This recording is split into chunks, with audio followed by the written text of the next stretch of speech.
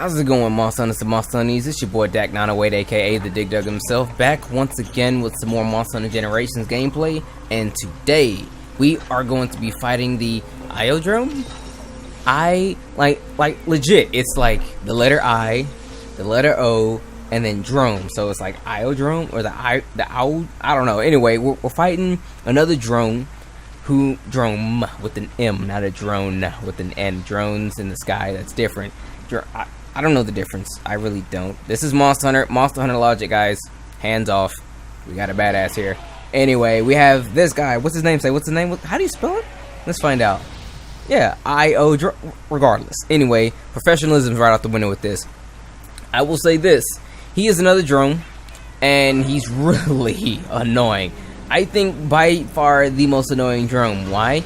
Because he has poison. I don't know about you, but when you get poison, okay, I'm gonna say what poison does. You already know what it does.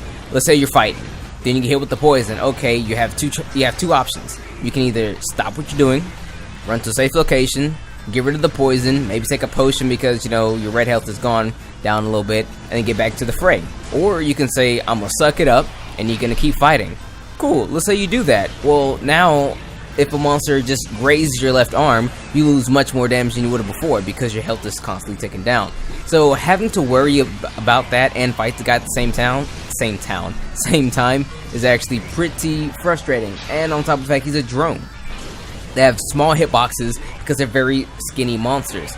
And it just, I don't know, I kind of just don't like him. I mean, he fights just like any other drone, but he spits the poison. So honestly, when it comes to attacks, that's it. He fights the exact same as any other drone. He will also summon his little minions to come and fight with him as well. So if you fought the Gendrome, if you fought the Velocidrome, same thing, same song and dance. This guy spits poison. That's really all you need to worry about.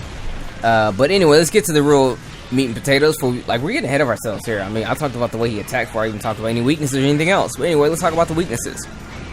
Okay, so his weakness, if you can kind of tell right now, is 1, water, but 2, thunder. Yes, thunder. See, now I could have totally went thunder, but I was like, okay, I really needed a couple more parts to make the Kezu greatsword, and I really love that greatsword. I just thought to myself, well, hey, I already have the Nibblesnarf greatsword. I mean, like, why not just use that instead? I mean, they're both fine. If you can get the poison, you can totally, oh, excuse me, if you can get the water, that'd be great. But if you can't, then hey, I mean, yeah, you know what I mean? Like, it's like the world is not gonna end if you can't get the poison. I mean, excuse me, the thunder. So with that being said, just know that bring either one of these to the fights, either water or thunder, and you should be in good hands. So if you look at his armor, though, his armor actually gives you, negate poison, which I totally saw it coming a mile away, and actually perception, which is the ability to see monsters on your. Is that? Hold on, I can't. Like, I kid you not. I'm trying to completely unprofessional here. Like, I be forgetting. Like, I smoothly forgetting. I can't remember if it's the one where it allows you to see know when monsters are like ready to be captured. It is. I remember now. Okay, professionalism completely out the window, like I said before. Perception is capture guru. Okay, so if you're a guy who loves to capture monsters, this is your armor. So I mean, yeah, like really, if you love capture monsters, this is your ish because you can throw a paintball at it. And then you can see exactly when it's ready to actually go. Well, by go, I mean to be captured. So that's a plus. That's always good. I mean, heck, even if you're not a capture kind of guy, it's always nice to know when, the battle's almost won. So look at it like that. Hit it with a paintball, the ball starts flashing, and he's close to going. Either you can cap him, or you can pull in your final efforts and go in for the hard offensive and do him in. So that's that. In terms of weapons, I'm not gonna lie, I don't know. I like smooth do not know.